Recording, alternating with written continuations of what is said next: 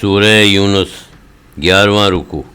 اس آخری رکوع میں دین کا خلاصہ توحید خالص کا بیان ہے۔ دل و جان سے اللہ کی بندگی مومن کا ایمان ہے، یہی سیدھی راہ ہے۔ نفع و ضرر اللہ کے قبضے میں ہے، اسی کو پکارنا، اسی سے ہر حال میں مدد مانگنا ہے۔ وہ فضل و کرم سے اپنے بندوں کو نوازتا ہے، وہ بڑا بخشنے والا مہربان ہے۔ حق آ پہنچا، اب جو چاہے اس حق پر چلے اور راہ ہدایت سے سرفراز ہو، اور جو چاہے بھٹکتا پھرے اور مستحق عذاب بنے۔ ان بشارتوں سے مومن خوش ہوتے، کافر ڈرتے ہیں۔ قل یا ایھا الناس ان کنتم فی شک من دینی فلا اعبد الذین تعبدون من دون اللہ ولکن اعبد اللہ الذی یتوفاکم وامرت ان اکون من المؤمنین۔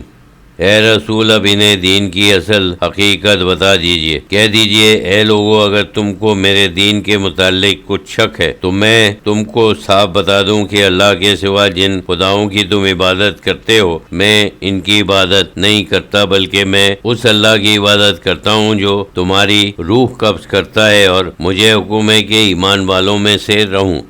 وَأَنْ أَقِمْ وَجْهَكَ دِينِي حَنِيفًا وَلَا تَكُونَنَّ مِنَ الْمُشْرِكِينَ۔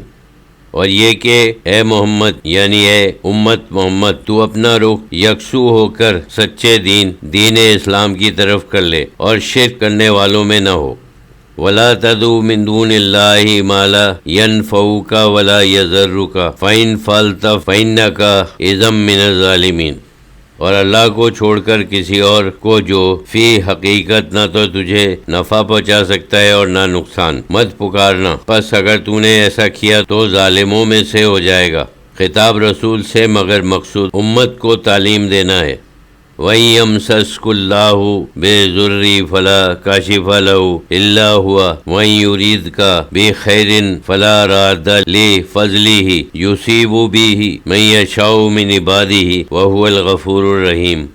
اور اگر اللہ تجھ کو کوئی تکلیف پہنچائے تو اس کو سوائے اس کے کوئی دور کرنے والا نہیں، اور اگر تجھ کو کوئی بھلائی پہنچانا چاہے تو اس کے فضل کو کوئی روک نہیں سکتا۔ وہ قادر مطلق ہے، اپنے بندوں میں سے جس پر چاہتا ہے اپنا فضل فرماتا ہے، اور وہ بڑا بخشنے والا مہربان ہے۔